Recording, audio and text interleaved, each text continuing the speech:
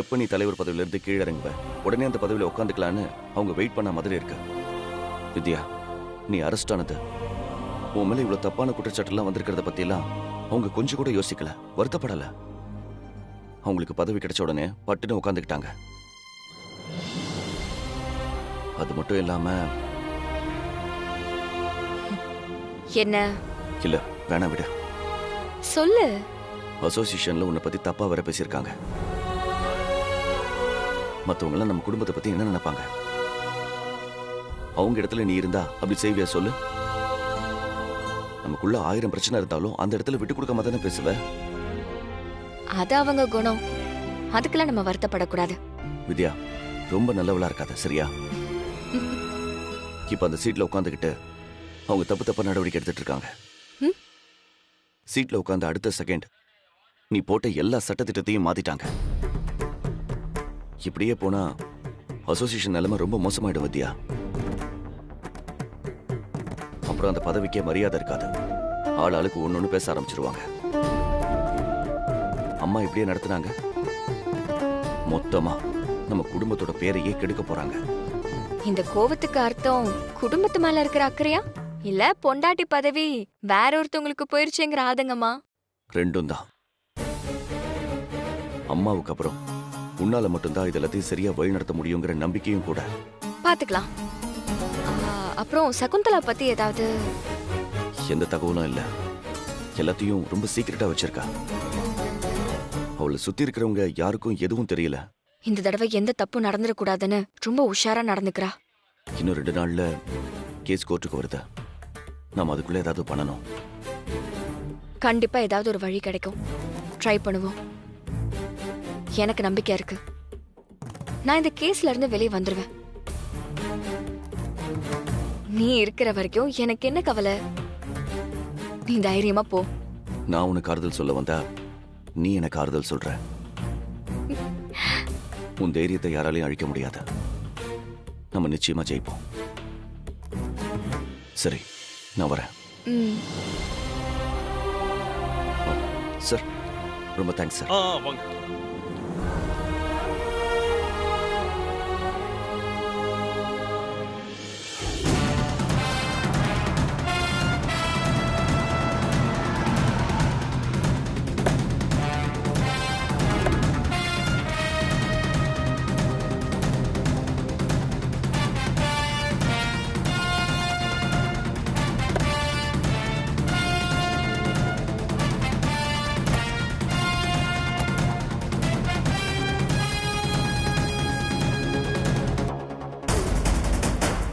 வீட்டை விட்டு போகும்போது நான் வேதா குரூப் ஆஃப் இன்ஸ்டிடியூட்டோட வைஸ் சேர்மன் ஸ்னேகா. ஆனா இப்போ பிரைவேட் காலேஜ் அசோசியேஷனோட தலைவர் ஸ்னேகா. பதவி பேரை சொல்லும் போதே அப்படியே சும்மா கெத்தா இருக்குல்ல. வித்யா மீடியால பேட்டி கொடுத்தால அதே மாதிரி நானும் பேட்டி கொடுக்கணும். இப்ப வேணாம் ஸ்னேகா, நடந்துட்டு இருக்க பிரச்சனை முடியட்டும், அப்புறமா பாத்துக்கலாம். உள்ள போலாம் வா.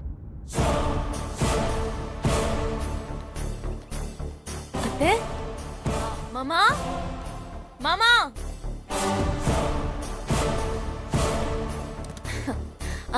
மாமா ஸ்வீட் எடுத்துக்கோங்க. இல்ல வேண்டாம்.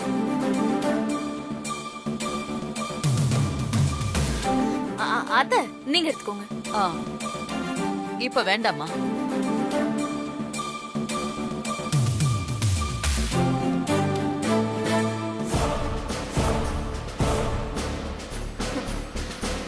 சஞ்சய் ஸ்வீட் எடுத்துக்கோ.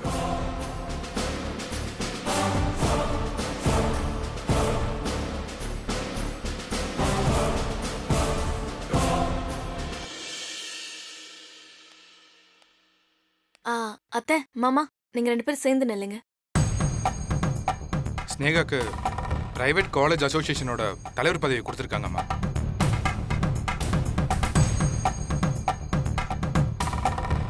கோயிலுக்கு கூட போகாம உங்ககிட்ட முதல்ல ஆசீர்வாதம் வாங்கணும்னு வந்திருக்கேன். அம்மா, அவளை ஆசீர்வாதம் பண்ணுங்கம்மா.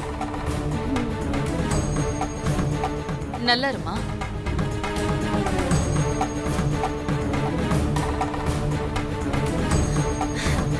அத்தை நீங்க அந்த அசோசியேஷனுக்கு தலைவரா இருக்கும்போது அசோசியேஷன் எப்படி இருந்துச்சோ அதே மாதிரி நான் நடத்துவேன் அத்தை. உங்களை மாதிரி நான் நிர்வாகம் பண்ணுவேன். இனி அந்த அசோசியேஷனால எந்த பிரச்சனையுமே வராது. நான் உங்க பேரை காப்பாத்துவேன் அத்தை. கண்டிப்பா உங்களுக்கு கெட்ட பேரை வாங்கி கொடுக்க மாட்டேன்.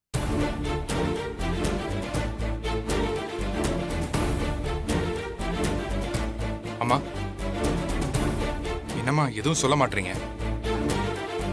அதான் நல்லா இருன்னு சொல்லிட்டேனேப்பா. வேற என்ன எதிர்பார்க்கற? இல்ல கொஞ்சம் கூட சந்தோஷமே இல்லாம சொல்றீங்க. அப்பா வேற முகத்தை திருப்பிக்கிறாரு. டேய், சுவிட்ச் போட்ட உடனே ரியாக்ஷனை மாத்துறதுக்கு நாங்க ஒன்னும் அனிமேஷன்ல வர்ற பொம்மைங்க இல்ல. இங்க என்ன நடந்துட்டு இருக்கு அதை விட்டு சந்தோஷமா வாழ்த்தணுங்கிற. அவங்க எப்படிங்க சந்தோஷப்படுவாங்க? நான் என்ன அவங்க சின்ன மருமகளா?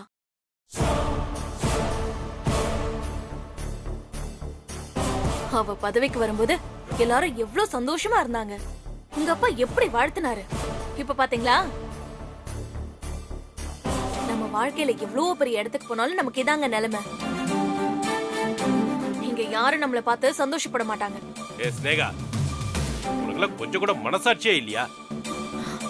இந்த வீட்டுல இருந்த ஒருத்தி ஸ்டேஷன்ல இருக்கா. அவளை எல்லாரும் கொலகாரின் வேற சொல்லிக்கிட்டு இருக்காங்க. அவளை எப்படி வெளியே கொண்டு வர்றது, அவ மேல தப்பு இல்லைன்னு எப்படி நிரூபிக்கிறதுன்னு நாங்க போராடிக்கிட்டு இருக்கோம். நீ எரியிற நெருப்புல எண்ணெய கொண்டு வந்து ஊத்துற. ஏன் சந்தோஷமா இல்ல, ஏன் சிரிக்கலன்னு கேக்குற? ஒருவேளை விஜய் அரெஸ்ட் ஆயிருந்து உங்களுக்கு இந்த பதவி கொடுத்திருந்தா இந்த கொண்டாட்டம் கொண்டாடி இருப்பீங்களா? இந்த வீட்ல எந்த பிரச்சனையும் இல்லாம இருக்கும்போது நான் இந்த பதவிக்கு வந்திருந்தா நீங்க எல்லாரும் இப்படிதான் இருந்திருப்பீங்க. ஏன்னா நானும் என் புருஷனும் இந்த குடும்பத்துக்கு ஆகாதவங்க தானே. எதுக்கு தாங்க உங்ககிட்ட நம்ம இங்க இருக்க வேண்டாம் தனியா போயிடலாம்னு சொன்னேன். கேக்குறீங்களா? ச்சே.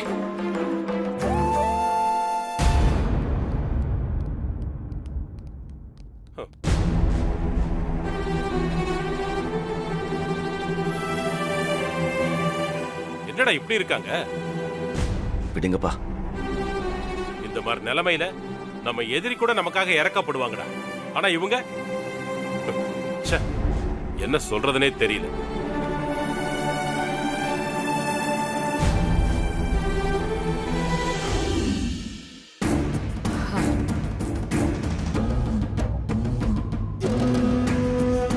மேடம். மேடம், இவங்க தான் அது. வணக்கம் மேடம். விஷயம் என்னன்னு சொன்னியா? இல்லைங்க மேடம். உன் பேர் என்னம்மா? கவிதா மேடம். மாசம் எவ்வளவு சம்பாதிக்கிற? 15,000. வருஷத்துக்கு 2 லட்சம் தான் வரும் போல இருக்கே. ஆமா, இத வச்சு பெருசா என்ன வாழ்க்கை வாழ்ந்துட முடியும்? உனக்கு கல்யாணம் ஆயிடுச்சா? 7 வயசுல ஒரு குழந்தை இருக்கு மேடம். என்னம்மா நீ கல்யாணம் ஆகி ஒரு குழந்தை இருக்குன்னு வேற சொல்ற. இந்த சம்பளத்தை வச்சு நீ என்ன பண்ணுவ? உன் குழந்தைய தான் எப்படி வளர்க்க முடியும், எப்படி படிக்க வைக்க முடியும்? ரொம்ப கஷ்டமா இருக்குமேம்மா. சரி, டேய், டிரால ஒரு கவர் இருக்கும், எடுத்துட்டு வா. இதோ எடுத்துட்டு வரேன்.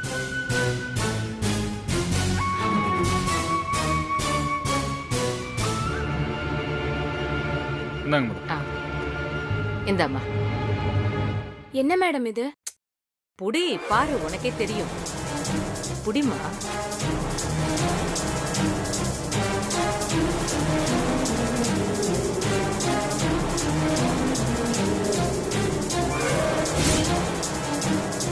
உன்னோட 1 வருஷ சம்பளம் வச்சுக்கோ, உனக்குதான்.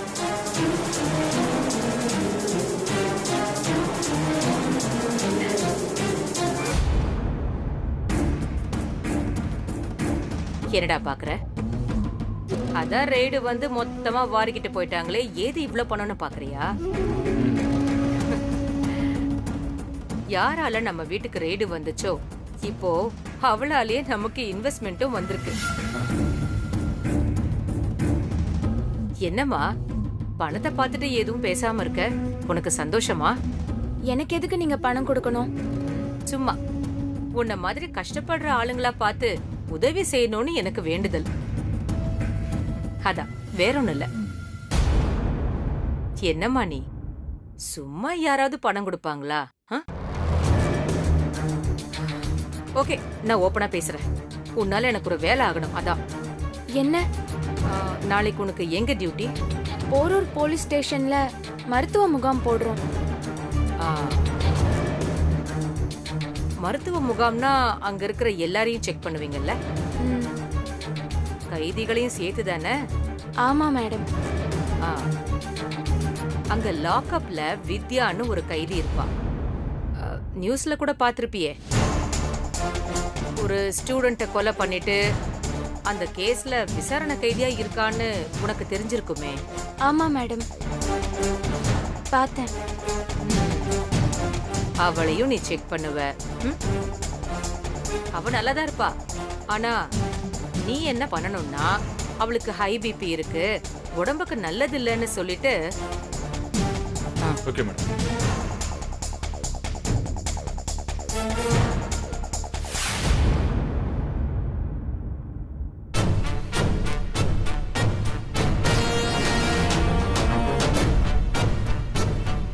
இந்த மாத்திரையை சாப்பிட சொல்லி நீ அவகிட்ட கொடுக்கணும். வெளியில இருக்கிற பேரை படிச்சா இது பிபி மாத்திரை தான். ஆனா உள்ள இருக்கிற விஷயமே வேற. அது எதுக்கு உனக்கு? நீ இதை மட்டும் அவகிட்ட கொடுத்துரு, சரியா? அவளுக்கு கொஞ்சம் மெடிசன் பத்திலாம் தெரியும். ஆனா அவ கண்டுபிடிச்சிட கூடாது, அதை மட்டும் பாத்துக்கோ. இத சாப்பிட்டா என்ன ஆகும்? என்ன ஆகுமா? மாத்திரைய போட்ட ஒரு சில செகண்ட்ல நேரா மேல ப்ரமோஷன் தான். வேலைய முடிச்சிட்டு பேலன்ஸ் அமௌண்ட் 10 லட்சத்தை வாங்கிட்டு போயிட்டே இரு. மேடம், எனக்கு பயமா இருக்கு மேடம். பயந்தா பணம் சம்பாதிக்க முடியுமா? துணிஞ்சா மட்டும்தான் முடியும். துணிஞ்சு செய், பாத்துக்கலாம். உனக்கு எந்த பாதிப்பும் வராது, உன் மேல எந்த டவுட்டும் வராது. அதுக்கு நான் கேரண்டி.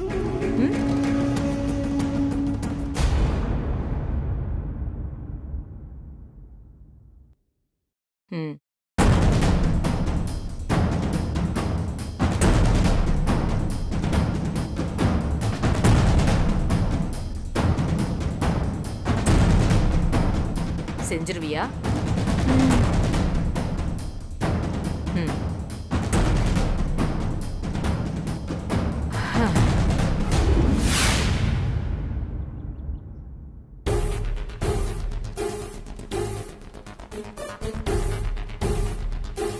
கவிதா, மேடம், எல்லாம் ரெடியா இருக்குல்ல?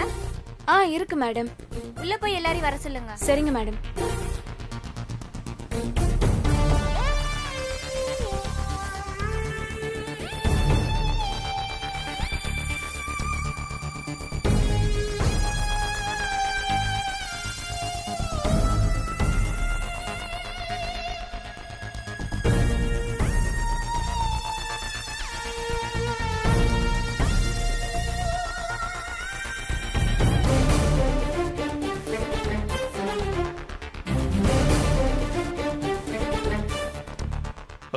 சிஸ்டர்.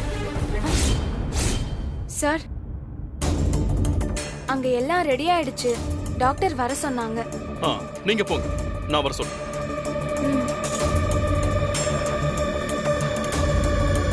கைதிகளுக்கும் சேர்த்துதான் சார் முகாம் நடத்துறோம். அவங்களையும் வர சொல்லிடுங்க. சரி, வர சொல்றேன், போங்க. கான்ஸ்டபிள். வந்துட்டேன் சார். சொல்லுங்க சார். நம்ம ஸ்டேஷன் காம்பவுண்டுக்குள்ள மருத்துவ முகாம் நடக்குது. சரிங்க சார். நீங்க எல்லாரும் போய் கலந்துங்க. Okay sir. கைதிகளும் கூட கலந்துக்கலாம். நீங்க அவங்கள கூட்டிட்டு போங்க. ஓகே சார், நான் கூட்டிட்டு போங்க. வணக்கம் சார். ஏப்பா, உன்னோட ஃபைல்ல எடுத்து வைக்க சொன்ன எடுத்து வச்சியா? வச்சிட்டேன் சார். ஏசி என்ன பிடிச்சி கத்திக்கிட்டு இருக்க. சரி, வா போலாம். Okay sir. மேடம், மருத்துவ முகாம் நடக்குது, வந்து நீங்களும் செக்அப் பண்ணிக்கோங்க, சரியா? இல்ல வேண்டாம், நீங்க போங்க. சரிங்க மேடம்.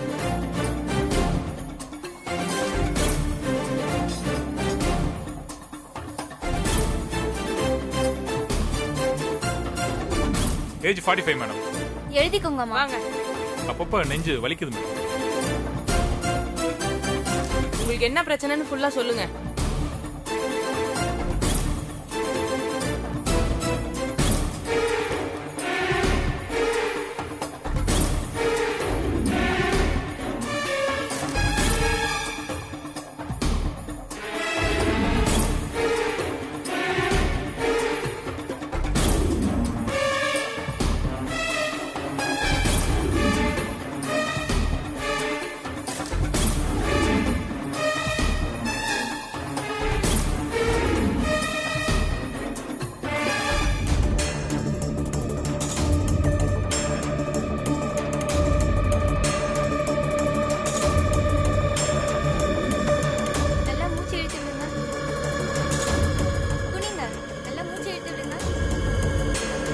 சார் எல்லாரும் வந்துட்டாங்களா சார்? ஓகே ஓகே எல்லாரும் வந்திருப்பாங்க. நார்மலா தான் இருக்கு. நான் உள்ள வந்து பார்க்கும்போது நிறைய பேர் இருந்த மாதிரி இருந்துச்சு.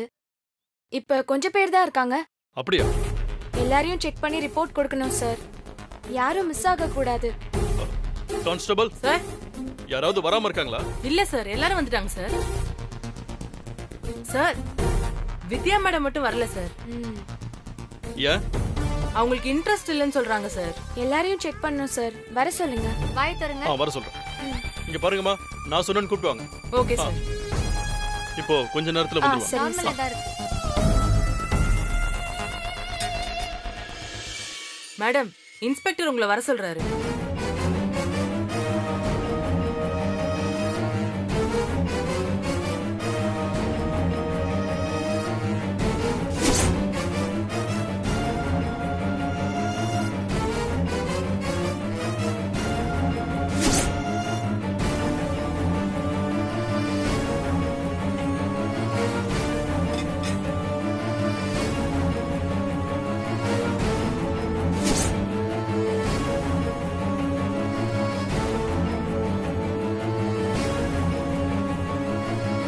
என்னங்க மேடம், எல்லாரும் செக் பண்ணிட்டு இருக்காங்க, நீங்க மட்டும் உள்ள உட்கார்ந்திருக்கீங்க. எனக்கு இன்ட்ரெஸ்ட் இல்ல சார். நான் நல்லா தான் இருக்கேன். சும்மா ஃபார்மாலிட்டிக்கு செக் பண்றதுதான். அவங்களும் கணக்கு காட்டணும் மேடம். சும்மா செக் பண்ணி ரிப்போர்ட் வாங்க. ம். உங்க நல்லதுக்கு தான் மேடம். வாங்க. உட்காரு. ம். உட்காருங்க.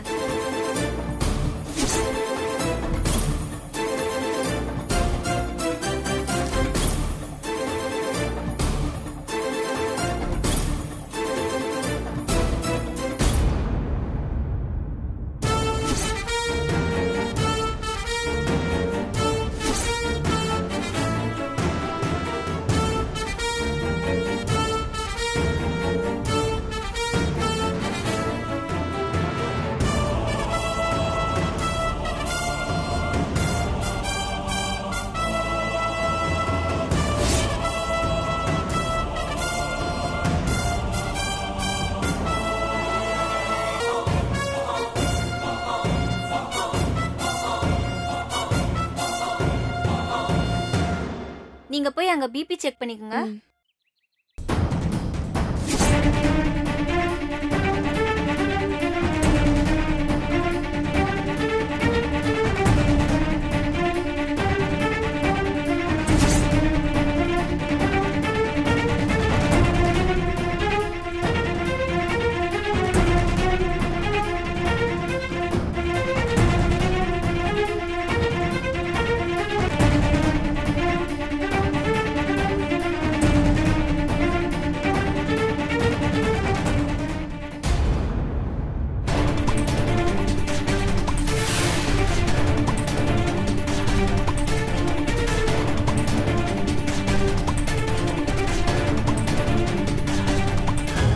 லாஸ்டா எப்போ பிபி செக் பண்ணீங்க?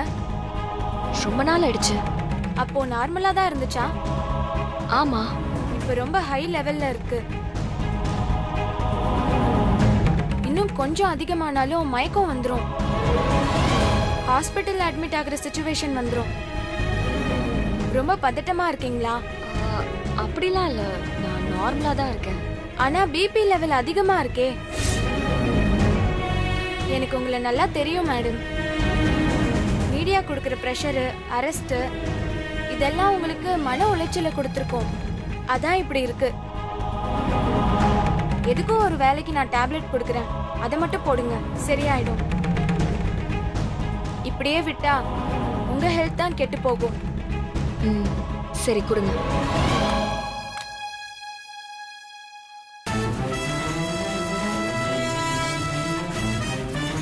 இந்தாங்க.